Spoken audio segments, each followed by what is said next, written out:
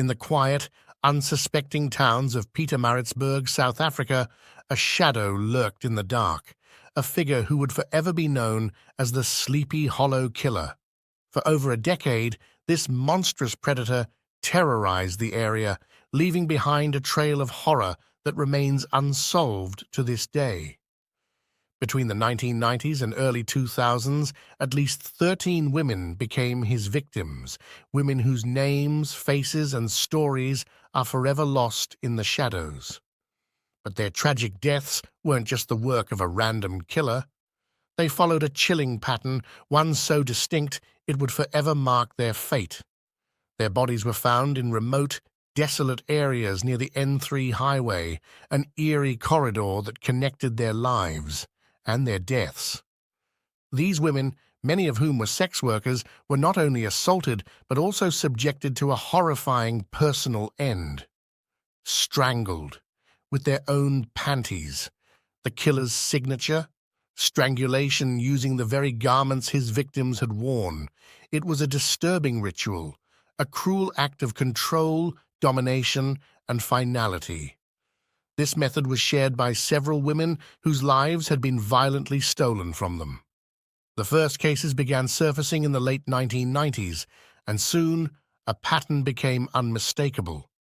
In 2001, authorities initiated an inquest. 7 bodies were exhumed, and facial reconstructions were attempted in a desperate bid for answers. But despite the gruesome nature of these crimes, the investigation led nowhere. It was an unsettling dead end. Then, in 2007, the killings resumed. In a horrific new twist, 3 more women, raped, strangled, and burned, were found along the same highway. The killer's signature remained unchanged, but the added violence of burning their bodies was a disturbing escalation.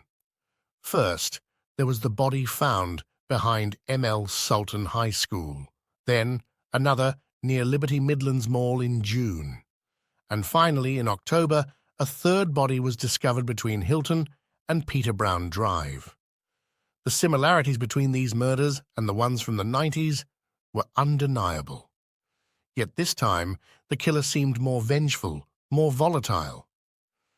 His victims were not only left to die in agony, they were desecrated further in death. Superintendent Henry Budrum, alongside Senior Superintendent Gops Govender, vowed to investigate these brutal murders with renewed urgency. A special task force was assembled, dedicated to uncovering the killer's identity. Yet despite their efforts, the case remained cold, the questions unanswered. Was the Sleepy Hollow Killer simply an isolated monster, or was there more lurking beneath the surface of these gruesome acts? Authorities would later discover that similar crimes bearing the same signature were reported in other states across South Africa, suggesting that this killer's reach might extend far beyond Pietermaritzburg. As the years passed, the fear and dread grew. The Sleepy Hollow Killer had not only taken lives, he had taken the very essence of his victims, leaving a community haunted by unanswered questions. How many more were there? Why had he chosen these women? And most haunting of all, why did he never stop?